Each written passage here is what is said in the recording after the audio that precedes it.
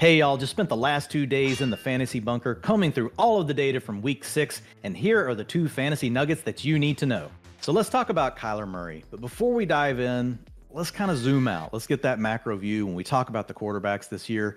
If you drafted Russell Wilson, Matthew Stafford, Aaron Rodgers, you were just planning on, I'm going to go after a receiver. I'm going to go after a running back in the middle rounds. I'm not going to get one of these quarterbacks.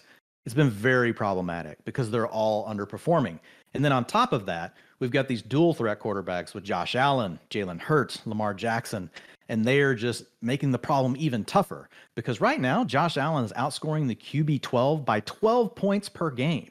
And so if you're in that situation, Kyler Murray is a name that you really need to consider. Here are 3 reasons why you should buy low. First, Murray is averaging 46.3 dropbacks per game and 6.3 rushing attempts per game. Since 2011, only 5 quarterbacks have had numbers with at least 12 games played that have matched those. 4 of 5 have gone on to score 22.5 fantasy points or more per game. 4 out of 5 were also top 5 finishers. So just on volume alone, it's very rare that we see a quarterback get to throw the ball this much and also still have these rushing attempts. Second, Murray's involvement in the rushing game, it isn't going anywhere. He's getting 17% of the design rushing attempts out of the Cardinals offense, and that is number 4 in the league. It is only behind Josh Allen, Jalen Hurts, and Lamar Jackson. His scramble rate is a little bit lower than his career average. It's at 4%, which he's normally at 6%, but that just means that there's some room for regression. In fact, last week we saw him handle 9% of the scrambles. And finally, if we're wrong, what do we get from Kyler Murray?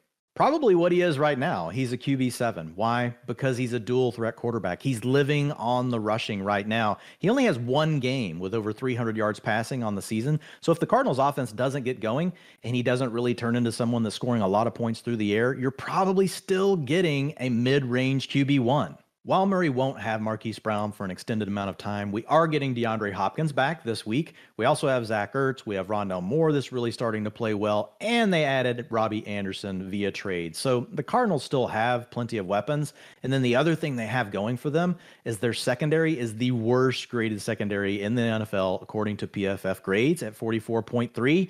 So that just means that we're going to have plenty of shootouts.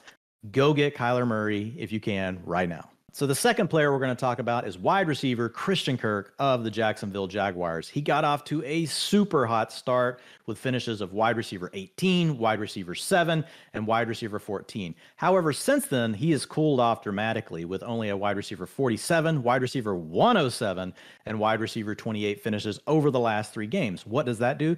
That creates a buying opportunity. But should you buy? That's the question. Let's talk about the talent profile first, because what's the number one thing a wide receiver has to do? They have to earn targets.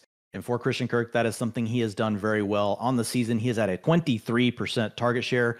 Over the last 3 games where we talked about those bad finishes, the target shares haven't necessarily agreed. 41%, then he did have a 7%. That's his only time the entire season below a 20% target share. And he had a 32% target share in week 6.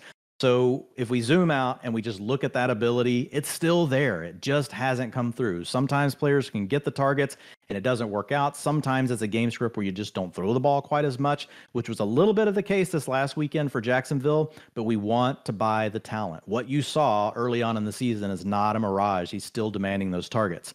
Now let's talk about his utilization. The first thing you need to know about Kirk is he gets to operate primarily from the slot. 75% of his routes come from there. That insulates him from some of the better coverage in the league. The other thing it does, it gets him in mismatches. He gets to play against linebackers and safeties. In fact, 56% of his targets have come with a linebacker or safety in primary coverage. The average receiver in the NFL only gets 29% of their targets in those mismatch type scenarios. So not only is Christian Kirk getting the targets, he's getting them in situations where he should be able to take advantage of them. So the Jaguars are not a pass-heavy team by any means, but they pass the ball at the league average really in all game scripts. So whether they're leading, whether they're trailing, or they're in a close game, they're at least at the league average, and that helps also insulate Kirk from down games where they might want to get run heavy. We just haven't really seen that in the Jaguars' DNA. The other thing that's working in his favor is Trevor Lawrence. Trevor Lawrence already has 3 games with 250-plus yards passing this season. He only had 4 of those all last season. So all of this really adds up to say Christian Kirk, he is still a mid-range wide receiver 2 with high-end wide receiver 2 upside. Could even give you some wide receiver 1 weeks, but you have some fantasy managers that are starting to doubt, treating him more like a high-end wide receiver 3, that means you can buy low.